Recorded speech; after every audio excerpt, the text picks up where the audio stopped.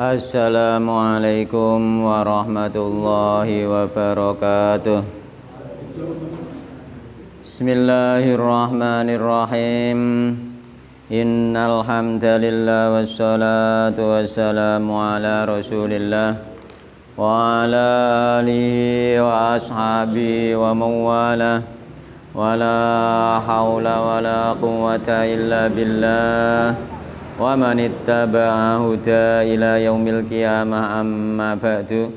Fa inna asdaqal hadithi kitabullah wa khairal huda huda Muhammadin sallallahu alaihi wasallam wa syarral umuri muhdatsatuha fa inna kulla muhdatsatin bid'ah wa kulla bid'atin dhalalah wa kulla dhalalatin finnar. Ikhwan wa akhwat rahimani wa rahimakumullah. Patut kita panjatkan puji syukur kehadirat Allah Subhanahu wa taala yang mana pada siang hari ini kita dipertemukan kembali oleh Allah Subhanahu wa taala di majelis yang mulia ini dalam rangka bermajelis ta'lim, yang mudah-mudahan dengan bermajelis ta'lim ini Allah mudahkan jalan kita menuju surga Allah Subhanahu wa taala, sebagaimana yang Rasulullah sallallahu alaihi wasallam pernah sabdakan, man salaka tariqan yaltamisu fi ilman sahalallahu lahu bi tariqan ilal jannah.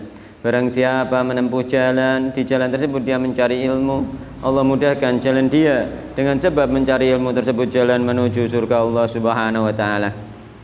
Dan mudah-mudahan kehadiran kita di siang hari ini dimasukkan pula oleh Allah Subhanahu wa taala termasuk kategori orang-orang yang selalu mensyukuri nikmat-nikmat Allah Subhanahu wa taala, di antaranya nikmat sehat dan waktu luang. Yang kedua, nikmat tersebut banyak dilupakan manusia, sebagaimana yang Rasulullah sallallahu alaihi wasallam pernah sabdakan, nikmatani maghbunun fi ma katsirun minan nas wal faru. Ada dua nikmat yang dua nikmat tersebut banyak dilupakan manusia, yaitu nikmat sehat dan waktu luang. Alhamdulillah, semoga kita di hari ini menjadi orang yang lebih bertakwa kepada Allah Subhanahu wa taala setelah kita merayakan hari raya Idul Adha. Karena itulah tujuan daripada hari raya Idul Adha, terutama ibadah kurban. Jadi kita itu tidak akan bisa lari seorang hamba itu di dunia ini dan di akhirat nanti, dan tidak bisa keluar dari kesempitan, dari kesulitan hidup, dari kerupekan, illa bitaqwallahi ta'ala, kecuali dengan bertakwa kepada Allah Subhanahu wa taala, sebagaimana yang dikatakan banyak para ulama dan juga yang disabdakan oleh Nabi Muhammad sallallahu alaihi wasallam, dan juga yang difirmankan oleh Allah Subhanahu wa taala di dalam Al-Qur'an, yakni wa may yattaqillaha yaj'al lahu makhraja. Jadi solusi kehidupan itu sebenarnya ada di takwa.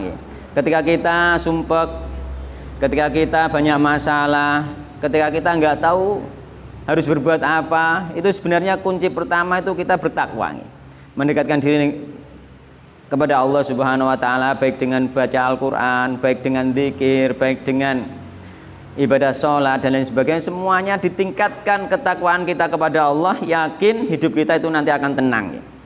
Jadi tidak bisa lari dari masalah di dunia ini maupun di akhirat nanti, tidak bisa keluar dari kesempitan kesulitan hidup kecuali dengan takwa kepada Allah Subhanahu wa taala. Terus para ulama, fa innat taqwa hiya sababus sa'adah. Karena takwa itu adalah sebab kebahagiaan.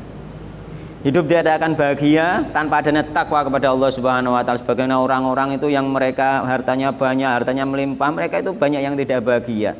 Hidupnya banyak yang susah, dia bosan hidup. Kadang bahkan mereka itu yang sudah artis-artis yang sudah banyak duitnya itu berlimpah, itu kadang mereka malah ada yang sebagian mereka berpikir untuk bunuh diri karena hidupnya itu kosong, karena nggak ada takwa di dalam hati.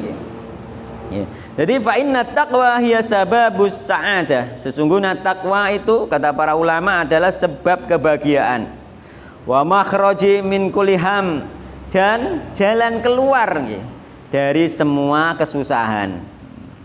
Apapun kesusahan di dunia ini, bahkan nanti kesusahan di akhirat itu akan keluar, akan menemukan jalan keluar ketika orang tersebut bertakwa kepada Allah Subhanahu wa taala. Qala Allah taala, "Wa may yattaqillaha yaj'al lahu makhraja." Wa man, Dan barang siapa utahe sapane wong iku yattaqi lamun bertakwa sapa wong Allah yaj'al mongko nggih bakal ndadekake sinten Allah lahu kedue man makhrajan ing dalan keluar, akan diberi jalan keluar, wa yarzuqhu min haitsu la yahtasib. Ini sudah terkenal ayat ini, tapi orang-orang itu kadang nek sumpah bingung.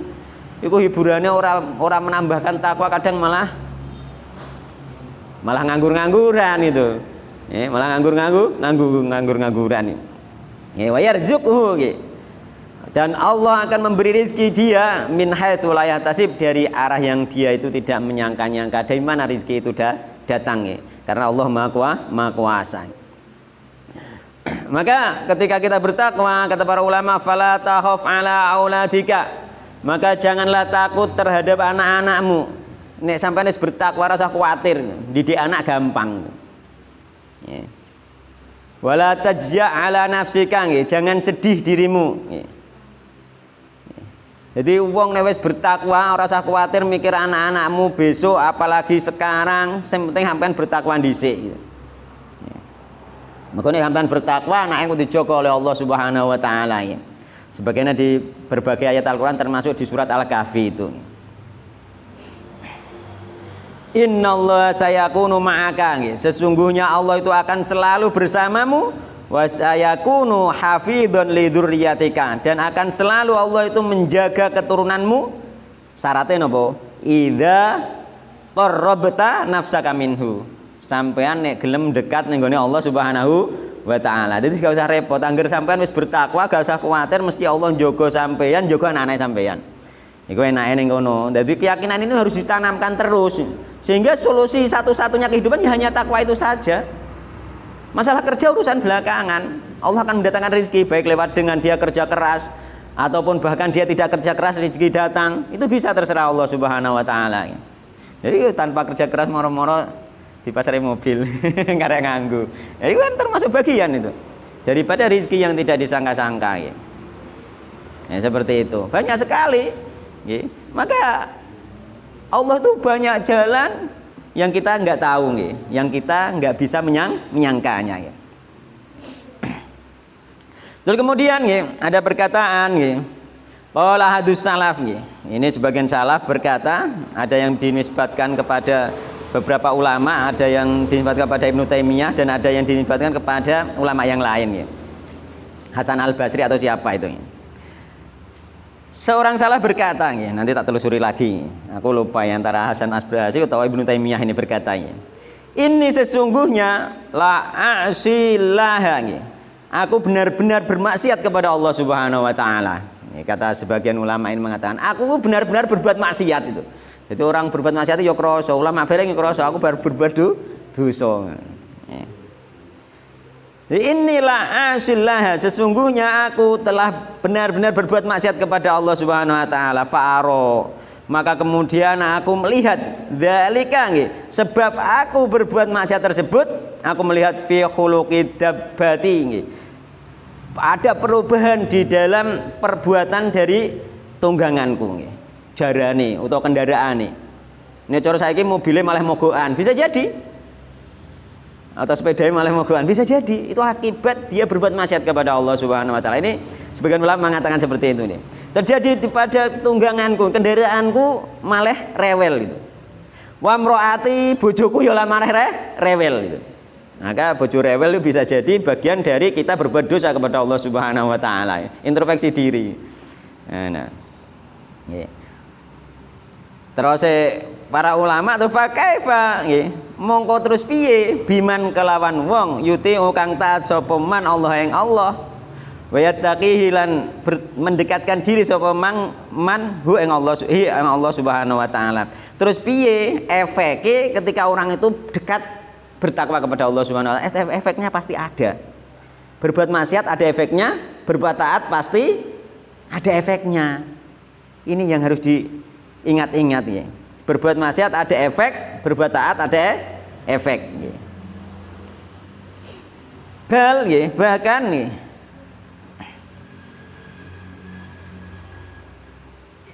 mendekatlah kepada Allah dan bertobatlah kepadanya. Wa bi anna la yukhayyibu man aqbala alaihi. Yakinlah bahwasanya Allah itu tidak mengecewakan orang yang mendekatkan diri kepada Allah Subhanahu wa taala. Jadi ketika kita berbuat amal soleh pasti ada efeknya. Itu yang harus ditekankan di dalam hati. Ketika kita berbuat maksiat pasti ada efeknya. Nah, ini termasuk pesan ulama ya.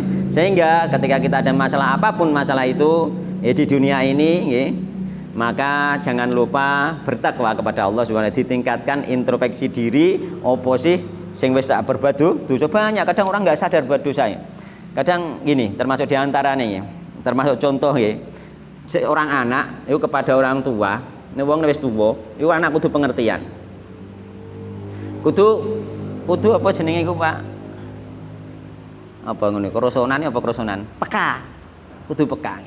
Aku ana contoh nggih. Contoh ada seorang tua ketika anaknya mengadakan walimah. Itu orang tuanya bilang, "Cong, aku gak iso rono, Cong, awakku gak penak. Nek ning kono kok kesuwen ya aku lara kabeh." Kan ngono. "Iya, Mak, gak apa-apa," jadi. Kan ngono. Jawabannya hanya itu saja, itu menyakiti hatinya. Hatinya sakit. Kenapa? Jarene orang tua ini bilang, "Lho anakku takono kok gak maksa aku kon teko, digaekno nggon sing penak, dimpapakno to sedelang kok diterno, kok gak ngono," gitu. Itu kita harus peka gitu loh. Orang tua bilang seperti itu sebenarnya dia hanya ingin awake kan gak penak gitu. Aslinya cerita awake gak penak aku gak iso rono. Harusnya kan ya wis Mak rono lah sedelo lah gak apa-apa tak terno gitu. Utawa tak gaekno tempat sing penak mak ning kono sing nyaman gitu. Jaluke itu seperti itu gitu loh. Ternyata langsung hatinya itu sakit gara-gara itu gitu. Itu aku sendiri tahu, terusan orangnya yang bersangkutan tak kasih tahu gitu agar memaksa orang tuanya untuk datang. Suweneng setelah itu ternyata dari lain waktu datang memaksa orang tuanya untuk datang. Orang tuanya jadi senang bahagia. Ya ibu ya ayah sama saja itu. Gitu itu loh. Jadi orang tua kita terhadap orang tua kadang kita nggak merasa berdosa, tapi kita sebenarnya menyakiti dia karena kita nggak peka gitu loh.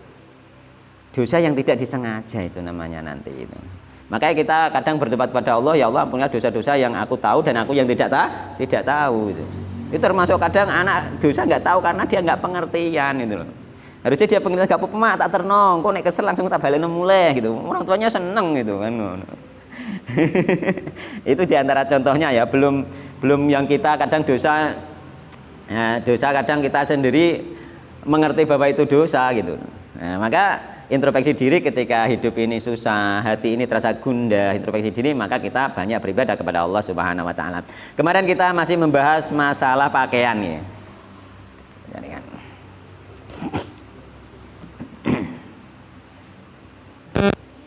Semoga kita bisa bertakwa ya. Lamun laun semakin lama kita hidup, semakin tua umur kita, semakin kita bertakwa kepada Allah Subhanahu wa taala. Kita masih di Kitabul Libas, bab pakaian.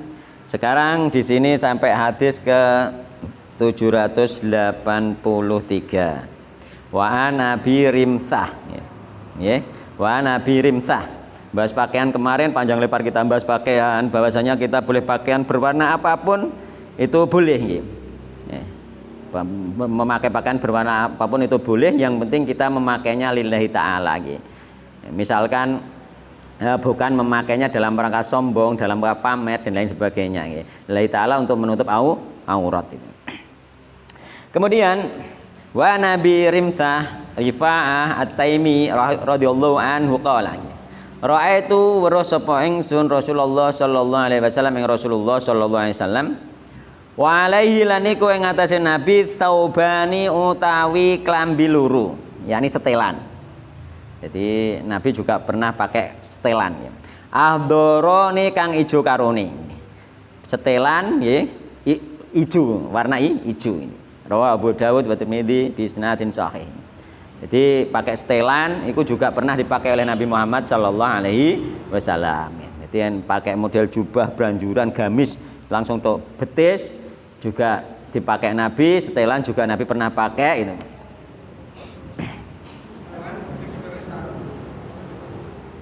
Bisa jadi sarung, bisa jadi celana, bisa jadi sirwal.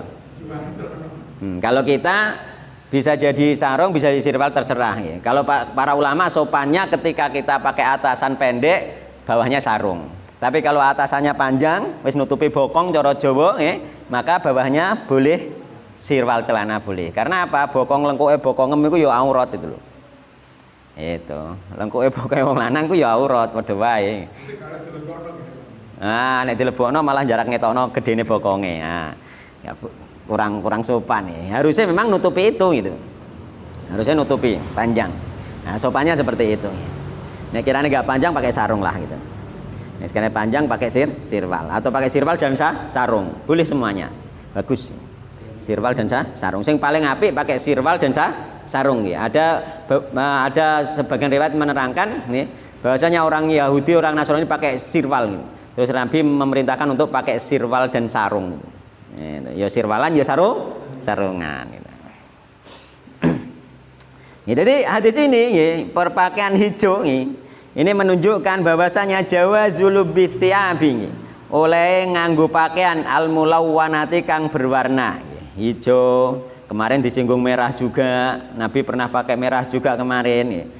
Ini merah ciri khasnya ambekan nek cara sejarah wong Jawa. Ciri khasnya ambek sapa? Syekh Tanah Bang Siti Jenar. Nek ijo sapa ono? Wallahu alam itu. Tapi semuanya itu boleh pakaian-pakaian itu sebenarnya. Wa annaha lan sak temene pakaian berwarna termasuk hijau iku laisat nggih. Ora ana apa pakaian hijau iku mimma yunafiz zuhdi wat taqwa. Termasuk pakaian yang meniadakan, yang bertentangan dengan zuhud dan takwa. Jadi nggak pakaian warna-warni itu tidak bertentangan dengan sifat zuhud dan takwa. Wong zuhud lah ora apa-apa pakaian warna-warni. Pakaian api ora apa-apa wong zuhud lah. Nggak ada hubungannya antaranya zuhud itu karena ada di dalam hati. Masalah pakaian yang duwe api, pakaian api berarti tahadus bin nikmat, menampakkan nikmat Allah Subhanahu wa taala, nggak ada hubungannya dengan zuhud sebenarnya. Mulane ojo sengaja duwe pakaian, ojo sengaja macak gembel. Nah, maka itu tidak disunahkan. Sunahnya kita tahadus bin nikmat ya. Maka tidak bertentangan dengan zuhud. Kenapa gak bertentangan dengan zuhud? Faqad labisaha nggih. Maka sungguh telah berpakaian terhadap pakaian yang berwarna tadi sinten Rasulullah sallallahu alaihi wasallam. Rasulullah SAW memakai, maka tidak bertentangan dengan zuhud. Rasulullah orang paling zuhud di antara semua orang. Rasulullah paling bertakwa di antara semua yang bertakwa. Rasulullah aja make, kok kita make kok dikatakan nggak zuhud, itu keliru gitu. Maka tidak bertentangan dengan sifat zuhud dan takwa kepada Allah Subhanahu wa taala. Oh iya, yang paling disukai Nabi itu putih. Yang paling dianjurkan putih, tapi boleh yang lainnya. Faqad labisaha Rasulullah SAW, Rasulullah memakainya. Dan di sini telah nunduake apa al hadis ala annal alwan nggih, saat temene warna-warna nggih, pakaian berwarna iku la tukrahu, tidak dibenci. Illa idak taronat bimadhahiril kibri, kecuali disertai dengan tanda-tanda takabur, sombong. Nah, ini dia sengaja pakai itu dalam rangka sombong, lain lagi nggih. Dan awit tasabuh atau tasabuh terhadap orang kafir. Ini tasabuh dengan orang kafir baru tidak boleh. Hadis berikutnya ya. Wa an Jabirin radhiyallahu anhu. Lan diriwayatake saking Jabir radhiyallahu anhu anna Rasulullah sallallahu alaihi wasallam, satene Rasulullah sallallahu alaihi wasallam iku dakhala manjing sinten Nabi mlebet nggih. Yauma fathi Makkah ing dalem dinane penaklukan kota Makkah. Wa alaihi lan iku ing atase Nabi imamatun utawi imamah surban. Saudau kang warna ireng, rawi Muslim. Jadi Nabi pernah ketika peristiwa penaklukan kota Mekah, beliau memakai surban warna hitam, dililitkan di kepala, disisakan dua ujungnya di antara pundak. Pakai itu sunnah, pakai surbanan itu sunnah itu. Sebenarnya sunnah Rasulullah Shallallahu Alaihi Wasallam. Kalau diniati sunnah dapat pahalanya. Wong Jawa dadi udeng-udeng, jenenge udeng-udeng.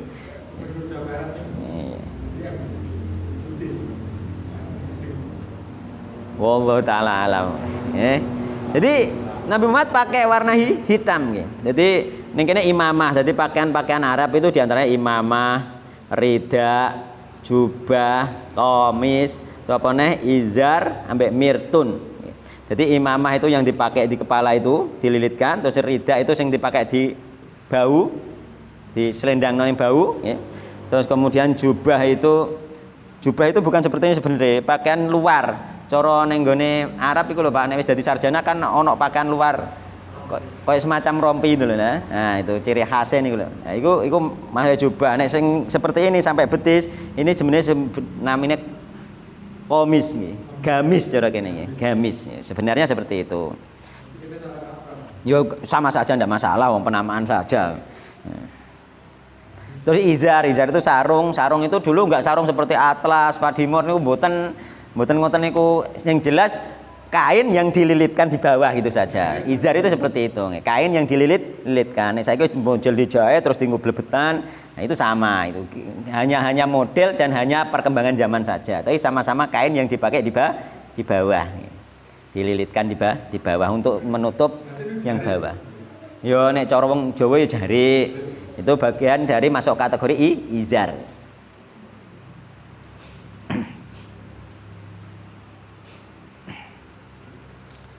Terusan mirtun, nanti ada di atas ini mirtun. Mirtun itu pakaian kemul, syal atau apa nek dikemulno ning pundak, dikemulno ngene lho, ini dhuwur tok, kemulan. Nah, itu ada kemulan. Itu Nabi juga pernah kemulan pagi-pagi dengan kemul sing berbulu gitu. Nabi juga pernah. Itu nanti ya. Ada. Iya, sampean pakai rida juga boleh, pakai imamah juga boleh. Itu bagian dari adat Arab yang menjadi sunnah Rasulullah Shallallahu Alaihi Wasallam. Jangan dibedakan, oh itu adat Arab, jangan gitu. Itu adat Arab yang menjadi sunnah Rasulullah Shallallahu Alaihi Wasallam. Ngono loh. Jadi kena kabeh, gitu. Nek cara adat Jawa nih udeng-udeng niku kan ngoten. Nah. Wallahu alam, Pakistan so. Nggih menawi. Nggih. Jadi Nabi memakai imamah hitam ketika penaklukan kota Mekah. Itu termasuk kata para ulama fadlul sil imamati sauda, termasuk keutamaan memakai imamah yang warna hitam. Ada keutamaan tersendiri. Nek Sunan Kalijogo pakai udeng-udeng ireng ngono. Ayo, udeng-udeng ireng. Bisa jadi memang pakai hitam itu termasuk lambang dari keberanian juga di dalam berperang. Ketika penaklukan kota Mekah pakai imamah hitam Rasulullah SAW. Dan besok di hari kiamat peperangan juga ada panji-panji hitam. Nah, ini di riwayat itu ada. Hitam itu termasuk pakaian yang dipakai di perang, bisa jadi seperti itu. Pakai imamah warna hitam. Fil hadisi, yang dalam hadis ini dalilun ala jawazi lubsil imamati sauda, menunjukkan dalil bolehnya pakai imamah yang warna hitam. Wa annaha min libasin Nabi sallallahu alaihi wasallam, karena sesungguhnya imamah hitam itu termasuk pakaian Rasulullah SAW, bahkan khasah khusus fil manasibatil azimati, di dalam peristiwa yang sangat besar kayaumi Fatih Makkah, seperti contohnya di hadis ini, yakni penaklukan kota Makkah. Berarti imamah hitam itu luar biasa keutamaannya, bahkan dipakai Nabi di penaklukan kota Makkah. Wallahu ta'ala alam, masalah polos dan tidak tetap boleh. Nanti ada hadis bahwasanya Nabi pakai syal yang dipakai penutup tubuh itu di pagi hari itu pakai yang bergambar. Ada gambarnya. Nah, boleh ada gambarnya asal bukan gambar-gambar yang Nah, ya yang makhluk bernyawa, gambar-gambar yang menyerupai orang kafir, gambar salib atau gambar apalah yang menyerupai gambar dewa-dewa misalkan, nah itu tidak boleh. Tapi kalau gambar-gambar pada itu di hadis itu adalah Nabi nanti sebentar lagi pakai syal yang bergambar atau kemul selimut untuk nutup tubuh bagian atas itu bergambarkan pelana kuda atau pelana unta. Jok, jorok ini gambarnya jok gitu. Nah, seperti itu. Terserah. Boleh Nabi pakai itu juga pernah itu. Maka itu boleh. Hadis berikutnya ya. Wa Nabi Sa'idin Amr ibn Huraits radhiyallahu anhu qala kani kaya satemene ingsun iku amduru ningali sapa ingsun ila Rasulillah sallallahu alaihi wasallam marang Rasulullah sallallahu alaihi wasallam. Lho iku dene nang kono dolanan kono. Engko entek bateraiku. Enak dolanan. Iya nek dolanan kono. Kani satemene sing kaya-kaya ingsun iku amduru ningali sapa ingsun ila Rasulillah sallallahu alaihi wasallam maring Rasulullah sallallahu alaihi wasallam alal mimbar ing atase mimbar wa alaihi lan iku ing atase nabi imamatun utawi nganggo serban saudau kang warna hitam. Nabi juga pernah dilihat itu ketika di atas mimbar khutbah itu pakai serban warna hitam. Sifatnya piye serbane Nabi? Qad arha nggih. Hale teman-teman nglembrehno sinten Nabi torofaiha ing dua ujung surban tersebut baina katifaihi ing dalam antarane baune Nabi Muhammad sallallahu alaihi wasallam. Ya seperti orang yang dipakai orang-orang sekarang itu nggih, pakai surban diklewerno unjunge ning mburi loro niku. Udeng-udeng Jawa lah juga ana klewerane niku ning mburi loro. Itu bagian dari sunnah sifat Pak Nabi pakai surban itu. Ya.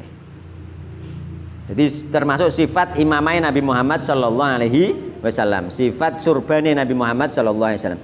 Wa fi riwayatin lan iku dalam riwayat lahu kedua Imam Muslim anna Rasulullah sallallahu alaihi wasallam saat temen Rasulullah sami ku khotoban nasa.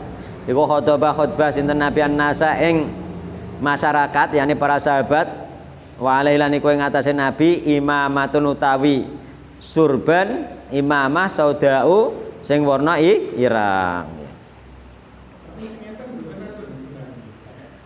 Itu masuk kategori umum penutup kepala. Iya. Ya masuk kategori umum penutup kepala. Ning kene rupane ireng kaya ngene iki menawa ya nyuntuh-nyuntuh sing surban ireng ngono ku mungkin dulu juga seperti itu nggih. Jadi masalahnya yo enten sing damel ya. Kula ajeng damel isek sungkan urung umum. Mare urung umum ini. Urung umum. Tapi nenek omah kadang aku nek Ramadan, kadang nek masjid itu pakai, kadang kula nek teng griya. Masalahnya urung umum saja nggih. Kula mbait nganggone niku. Tapi biasanya tak pakai jarang-jarang, kadang-kadang tak pakai untuk mengetahui orang nek ini pakaian sunnah gitu saja. Suatu saat nek wis umum pakai terus tidak masalah itu. Gitu. Nggih. Iya. Iya, sing nganggo malah iya. Oh, Ustaz Syafiq Reza tahu nganggo. Sering juga nganggo. Gitu. Iya, tekan juga bagian dari sunnah sebenarnya. Tekan itu bagian dari sunnah para rasul. Para rasul semuanya pakai tekan. Para rasul semuanya kan pakai tekan. Dan tekan itu tidak ngenteni rasul itu sepuh. Bukan karena wis kangelan aku lagi pakai tekan, bukan ya. Tongkat sebagai gawan tereng. Jare Nabi Musa tongkate dienggo mek rambanan ya kan. Dienggo kan nggone anu, nggo mek pakan kambing bereng karo Nabi Musa itu tongkate. Pokoknya dienggo alat ini. Dibawa kemana mana. Bagian dari sunnah Rasul pakai tongkat. Iya, sebenarnya itu sunnah Rasul gitu. Cuma karena belum umum, nanti kalau dipraktekkan gimana itu. Tapi kalau sudah ilmu itu nanti nampak umum, insya Allah dipraktekkan tidak masalah. Tergantung keadaan di masyarakat, kira-kira menimbulkan fitnah enggak gitu. Sunnah-sunnah itu. Hah? Iya, uruf di masyarakat itu mengganggu uruf atau enggak. Untuk memperkenalkan ya tidak masalah sebenarnya. Terserah nanti ya. Yang mau mempraktekkan untuk memperkenalkan ya monggo kan ngoten.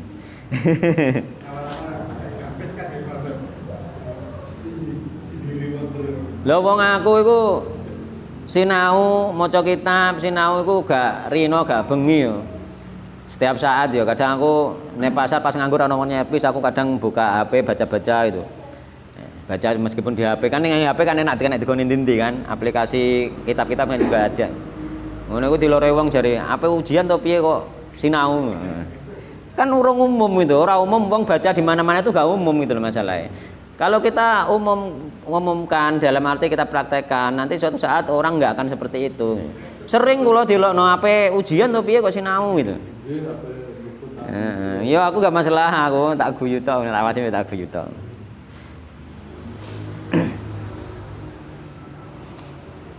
Nah, wajah emang butuh ilmu itu nambah terus tiap hari, no. Gak sinau yo ilmunya gak nambah.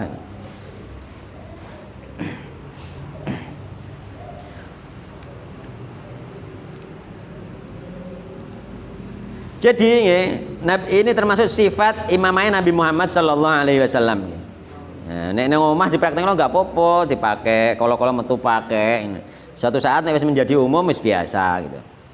Fihi dalilun ala anna Nabiyya Sallallahu Alaihi Wasallam kana iku ana sinten Nabi iku yurhi menjulurkan sinten Nabi torofai imamatihi ing dua ujung imame Nabi baina katife ing dalem antarane pundake baune Nabi Muhammad sallallahu alaihi wasallam. Wa annahu satam Nabi ku qad yaktubu teman-teman khutbah sinten Nabi ataupun annasa ing masyarakat biha kelawan nganggo surban, dan terkadang Nabi itu khutbah di depan masyarakat juga pakai surban. Wa fi dzalika atharun fit tablighi sunnah, dan hal yang seperti itu berpengaruh terhadap penyampaian fil hayati wal libasi, di dalam gaya penampilan dan juga berpakaian. Jadi pakaian itu berpengaruh di dalam penyampaian. Wong nyampekno khutbah dengan berpakaian yang rapi, dengan bajunya sing kelihatan takwa nggih, dengan kopian ambek ana sing khutbah ora kopian, nganggo kaos, mantep pundi.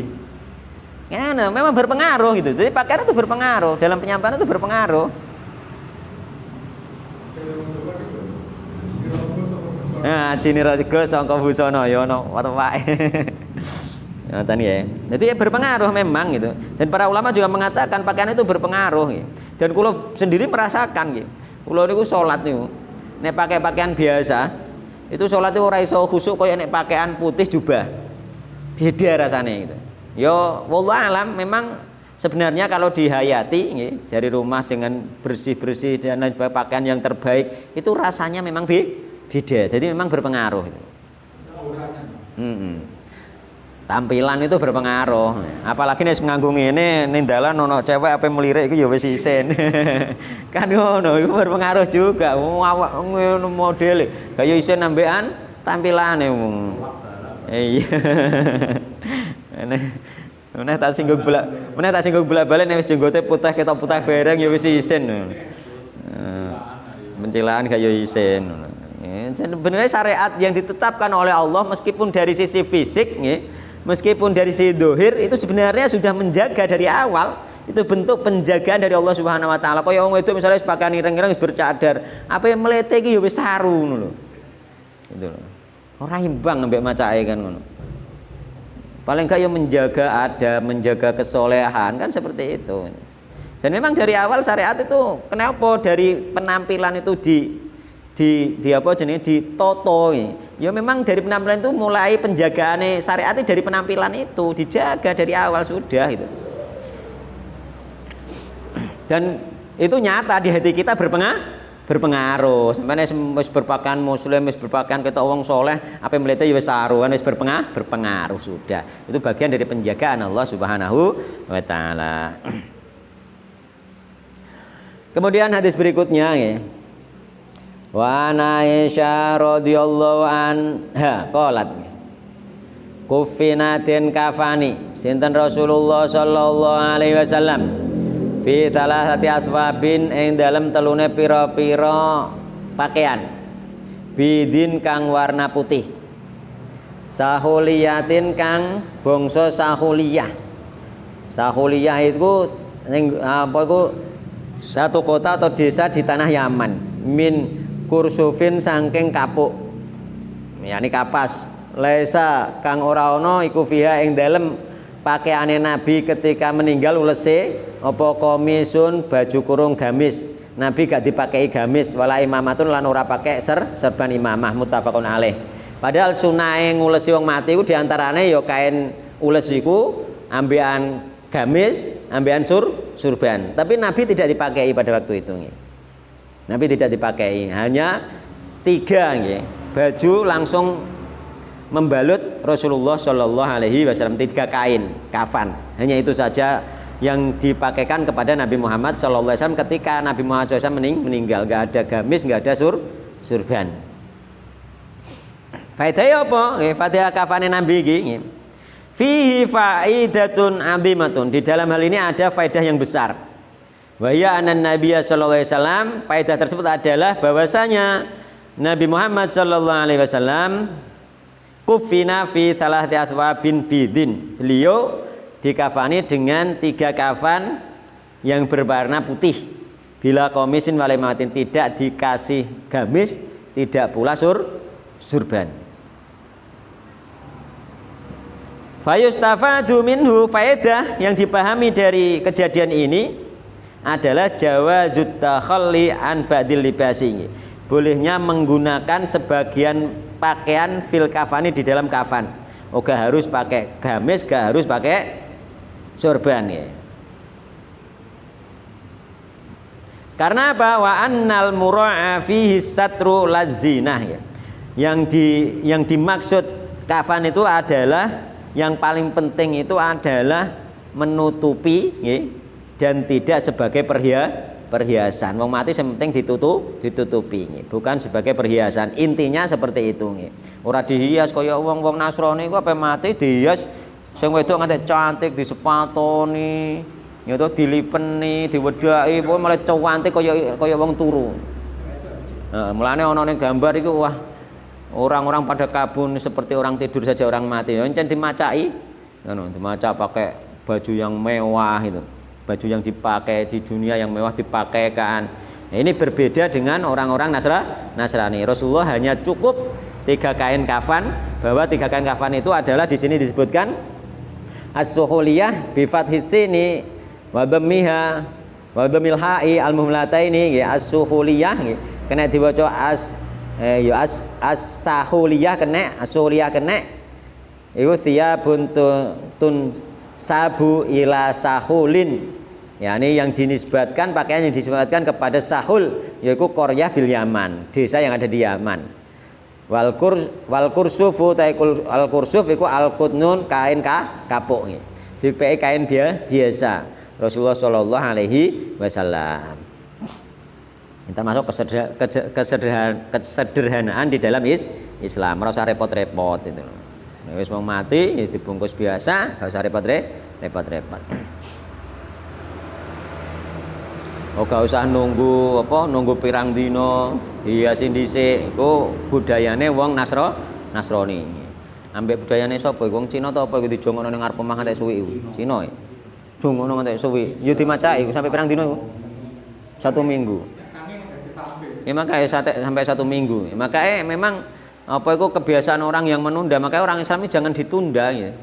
Disegerakan saja. Jadi menunda sampai 1 minggu, ngenteni dino apik mungkin cara wong Jawa itu tidak boleh. Ya. Atau dipindah tempat, dari misalnya meninggal di luar negeri bawa pulang itu nggak usah sebenarnya. Orang itu dimakamkan di mana dia daerah tempat meninggal, dan dimakamkan ya sunahnya itu dimakamkan di tempat pemakaman umum. Itu sunahnya ya. Ora digawe nggon dhewe iku sunahe. Sunahnya aslinya ngono, orang gawe nggon dhewe. Jadi sunah itu di tempat pemakaman umum, bukan di rumahnya sendiri, sebagaimana Rasulullah SAW dulu menguburkan ya, para sahabat Nabi di Baqi, itu pemakaman umum. Nah wong saiki dikuburno ning nggone tempat nggone pribadi nggih, apalagi kemarin baru saja itu ada seorang tokoh meninggal dikuburkan di dalam ruangan di dalam pondok. Nah, wis ben piye ngono kuwi sembuh.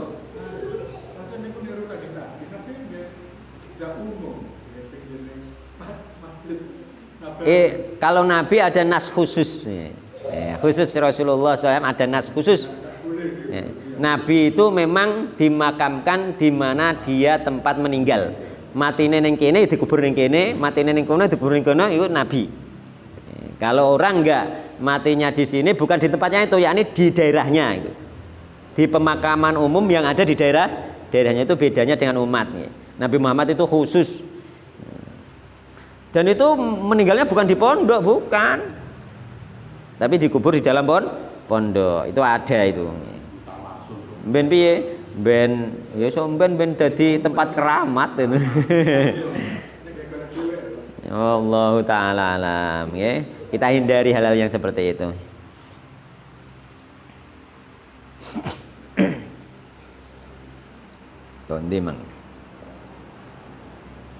Kemudian hadis berikutnya nggih. Wa anhalan sang Ibu Aisyah malih qalat ngendika sinten Ibu Aisyah nggih. Kharaja medal sinten Rasulullah sallallahu alaihi wasallam data godatin ing dalem suwijine wektu esuk. Walailan iku ing ngatasi Nabi mirtun utawi kemul. Kemul sing dienggo kemulan dhuwur tok ngene. Uga kemulan sampai ngisor nggih. Metu terus kemulan cara sarong sampai mbok kemulan ngene iki lho ning pundak ngene iki lho. Nah. Esuk-esuk kan. Walailan iku tepeng atas Nabi mirtun utawi kemul murahalun kang den gambar nggih. Den gambar lapak unta nggih. Min sya'arin sang terbuat saking rambut aswadi kang warna hitam. Yang terbuat dari rambut warna hitam, bulu. Rambut ning kene gak rambuté wong mboten. Rambuté wedhus. Nek rambuté wedhus napa nika? Bulu nek wedhus domba. Tapi nek wedhus Jawa rambut. Heeh. Jadi istilah ulama beda. Nek wedhus Jawa diarani rambut. Nek domba diarani bulu. Mari jan wedhus Jawa rambut tenan opo sisire kena wedhus Jawa iku rambute. Nyar rambut ini. Gak berbentuk kembel gak. Gitu. Memang para ulama di kitab-kitab fikihnya mengatakan ketika disebut rambut nggih, maka dia itu mengarah kepada selain domba. Terbuat dari itu nggih, yang berwarna hitam nggih. Cara kene ya terbuat dari bulune wedhus Jawa nggih. Cara saiki nggih, berwarna hitam. Itu dipakai dipakai Nabi Muhammad sallallahu alaihi wasallam roha Muslim nggih.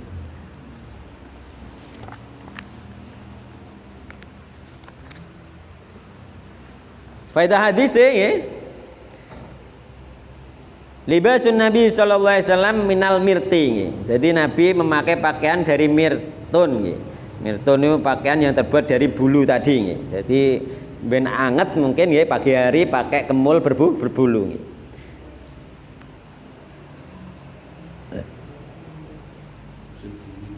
Nggih. Fihi ku tetap dalam hadis jawazul lubsil mirti, oleh nganggo pakaian al mirti. Wa huwa utai al mirti, al mirtu iku kisaun pakaian min sa'rin saking rambut, yakni rambut binatang. Wa annahu sak temene kelakuan yakni nganggo klambi sing pakai bulu iku labasa min lubsi nggih. Min lubsi tidak apa-apa memakainya nggih. Fi lubsil mulawani nggih. Dengan yang berwarna, jadi termasuk warna hitam gitu. Awil muraqami atau bercorak bergambar, karena Nabi pakai itu gambarnya pakai gambar apa tadi pelana unta gitu. Syaratnya apa terus para ulama? Syaratnya idalam yakun fihi tasabuh bil kufar. Syaratnya gak nyerupani wong kafir. Au mukhalafatun lil hadyin Nabi sallallahu alaihi wasallam, atau tidak menyelisihi petunjuk Nabi Muhammad sallallahu alaihi wasallam. Pakai gambar-gambar gak apa-apa. Dadi pakaian batik iku ora apa-apa. Kaya ngene abu ya ora apa-apa. Nah, oleh pakaian bercorak. Boleh. Non? Insyaallah mboten. Mboten. Tasabuh dari sisi nopone niku umum saja nih. Meskipun asal sana, tapi itu bukan ciri khas kekafiran toh. Bukan. Tasabuh itu yang dimaksud ada meniru ciri khas kekafiran. Misalnya pakaian-pakaian yang mereka pakai untuk khusus untuk apa itu untuk ibadah, atau pakaian-pakaian yang ono gambare nek cara Kristen ono gambar salipe. Sing dimaksud tasabuh seperti itu, bukan bentuk pakaian yang secara umum gitu. levis ndak masalah, yang penting nanti jangan isbal gitu nek wong lanang kan ngoten. Itu boleh ndak masalah. Nek kira-kira levisnya mepet ya pakai, berarti nganggo pakai di kayak gamis kan bisa, ndak masalah pakai dalaman, boleh. Ya. Dan termasuk pakaian-pakaian yang apa itu seolah-olah ya, seolah-olah mirip pakaiannya orang nakal, misalnya pakai baju sing apa ngono ku keleke ketok ngoten niku. Itu sebenarnya bukan ciri khas mereka, bukan. Itu pakaian umum, boleh dipakai muslimah namun di dalam rumah, bukan untuk keluar gitu loh. Jadi tidak masuk kategori tasabuh. Tasabuh itu yang tidak boleh, yang ciri khas keagamaan gitu. Nggih, ciri khas keagamaan mereka. Topi, topi Santa Claus, nah itu lo tidak boleh kalau itu tasabuh namanya. Ya. Nan? Napa? Nek bojone iki? Sing mboten ngangsali sinten? Enten niku pendapatnya Ibnu Taimiyah. Bukan menyerupai, bukan. Nah, beliau mengatakan bukan menyerupai itu, pakai topi itu. Katanya itu, tapi itu tertolak, itu pendapat beliau itu tertolak nggih. Tetap angsal. Mboten, beliau cara pendapat tidak boleh ditinggalkan, tidak dipakai, karena itu pendapat yang tidak bisa dibenarkan secara dalil itu. Jadi pakai topi yang ada gininya, beliau berpandangan kalau orang sering pakai topi yang ginian, maka orangnya itu nanti apa ya nek ngarani, malah gak kuat nek kena matahari atau bagaimana itu loh. Jadi bukan itu, tidak ada masalah. Kalau nggih nate pirang pendapat beliau, tapi itu pendapat yang ditinggalkan banyak ulama itu. Itu tidak tasabuh itu umum saja, bukan ciri khas orang kafir, bukan.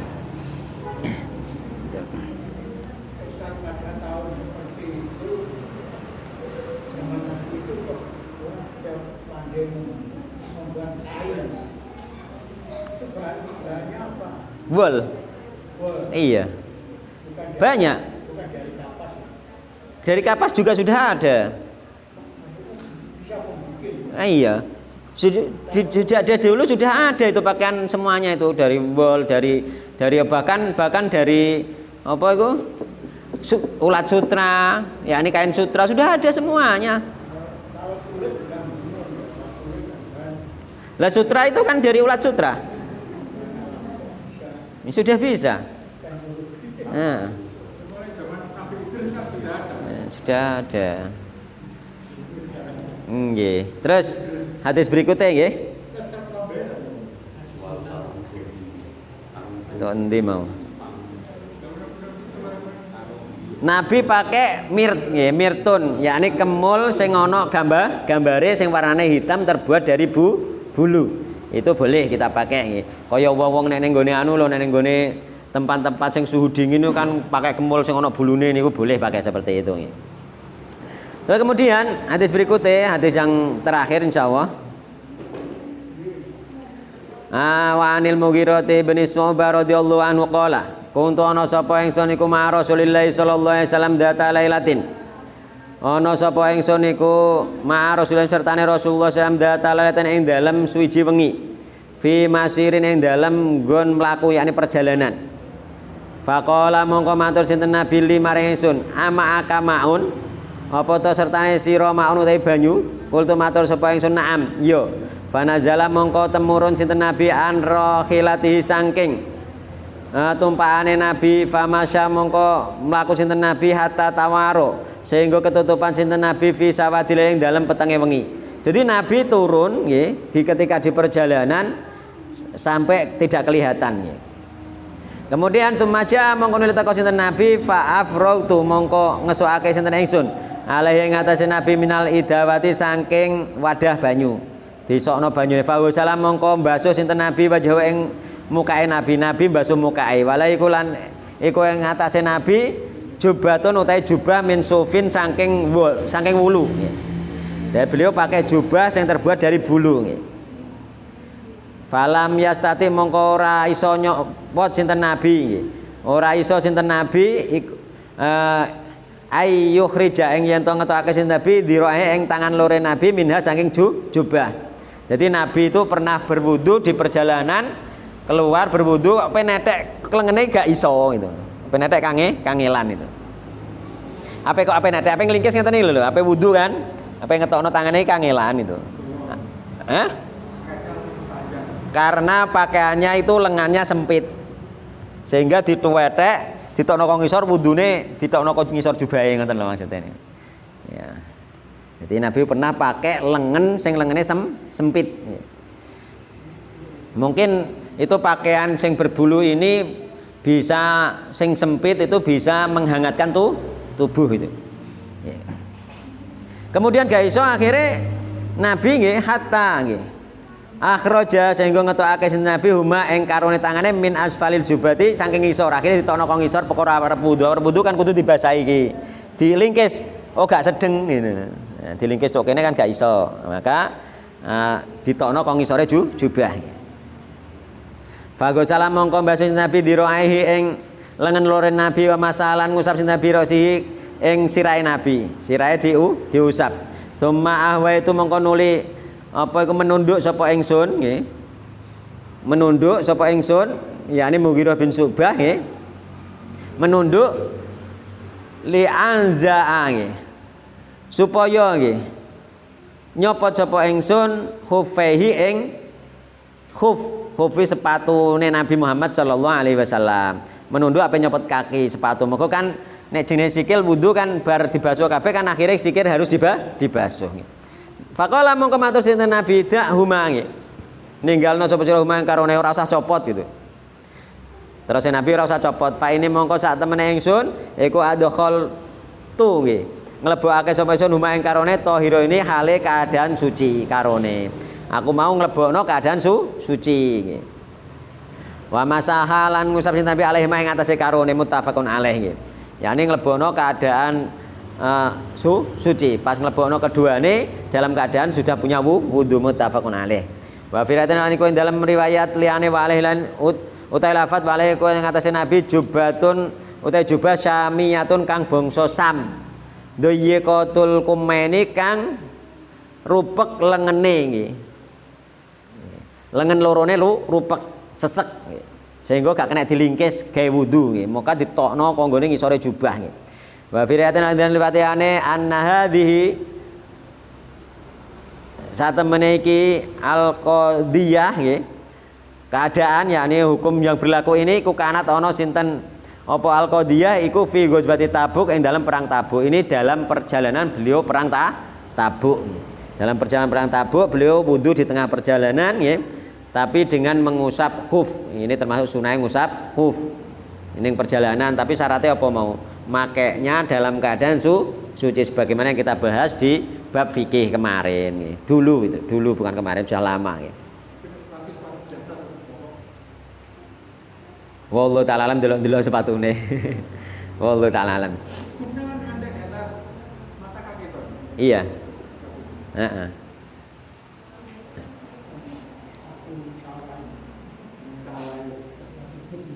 Fihi nggih, iku tetep ing dalam iki hadis.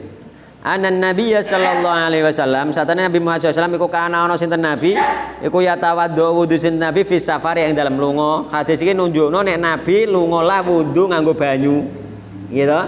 Ono kan kelompok sing ngolehno tayamum ketika lunga. Nah, Nabi ndak kalau ada air tetap wudu pakai air. Ini hadisnya termasuk diantaranya bantahannya terhadap orang yang bertayamum ketika safar. Jadi safarlah nek kira-kira ono banyu tetap wajib pakai air. Nek ono banyu lagi oleh tayamum. Cukup milih Pak, oleh jarene nganggo banyu ora apa-apa, tayamum ora apa-apa. Ndak ada dalilnya. Ndak ada dalilnya. Tayamum ketika tidak ada air. Iku dhewe wis rada dilemesno neh dhewe paling tahu krungu larang ora ono hadise dadi dhewe muni ngono. Harusnya dicabut itu perkataan bahwasanya memang tidak ada syariatnya tayamum sebab safar. Tayamum sebab tidak ada air bukan sebab safar. Nabi ini safar juga tayamum, bahkan di perang Tabuk yang akhirnya kehabisan bekal air. Ya.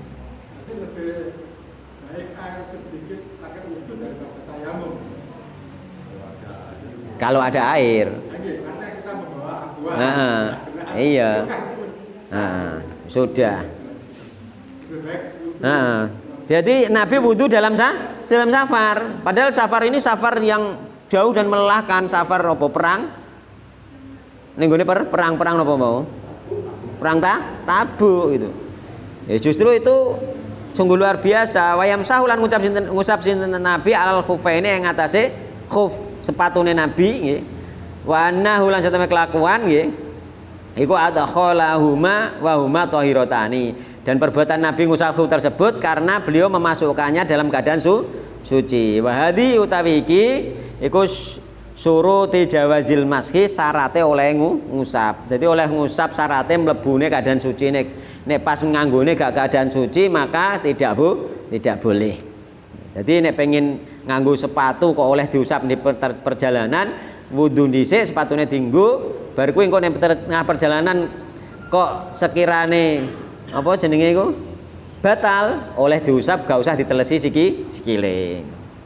Yo gaweane cara ning kene kaos kaki insyaallah sudah bisa.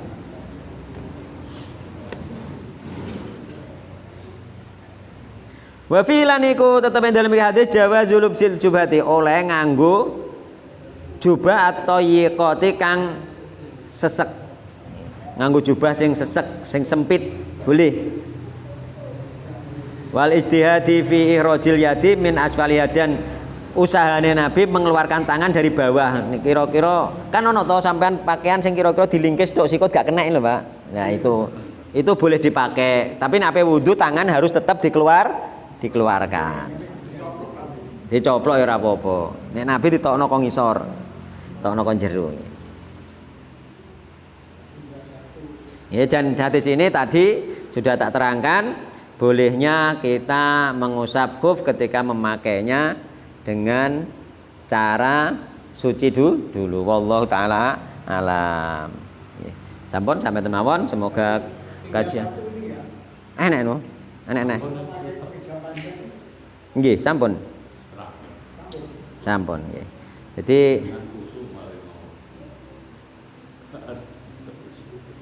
wa fi riwayatin wis tak waca turung Imam. Wa fi riwayatin 2 kali nggih. Sampun kula waos nggih. Dan apa itu selanjutnya nggih tak baca sak hadis pisan no. Babu istibabil komisi. Bab sunahe pakai gamis. Ya, gamis itu sunah tersendiri nggih. Anu misalama radhiyallahu anha qalat kana ana iku ahabba nggih. Kang paling dicintai, ahabbat thiyabi yang paling dicintai, pakaian yang paling dicintai ila Rasulullah SAW munggu Rasulullah SAW iku al-qamisu gamis. Ya, gamis itu baju kurung arane. Rawahu Abu Daud wa Tirmidzi wa qala hadisun hasan. Maka inilah gamis inilah ya semacam ini gamis itu yang paling dicintai oleh Rasulullah sallallahu alaihi wasallam. Budaya Arab tapi menjadi sunnah Rasulullah sallallahu alaihi wasallam. Gamis itu nggih. Gamis kan ono gamis, ono jubah. Nek gamis itu pakaian seperti ini, yo rata-rata yang berlengan gitu, istilah yang berlengan, terus kemudian panjang sampai betis, pertengahan betis, sampai ngisor. Itu aran gamis kalau di Arab. Sedangkan jubah itu penutup gamis. Dinggo neh rangkepan, kebanyakan nggak ada lengannya. Corok ini rompi gitu. Wallahu ta'ala. Tapi yo panjang lebar itu. Wallahu ta'ala alam. Nggih, ngoten. Nggih, sampun nggih. Besok niki bape ganti tentang bahas nggih. Tentang pakaian panjange pakaian kebawahe sampai sepiro terus panjang sampai lengane sampai sepiro itu ono dalile kabeh dari Rasulullah sallallahu alaihi wasallam nggih. Sampun-sampun semoga pertemuan ini membawa barokah manfaat nggih, menambahkan iman kita dan ketakwaan kita kepada Allah Subhanahu wa taala.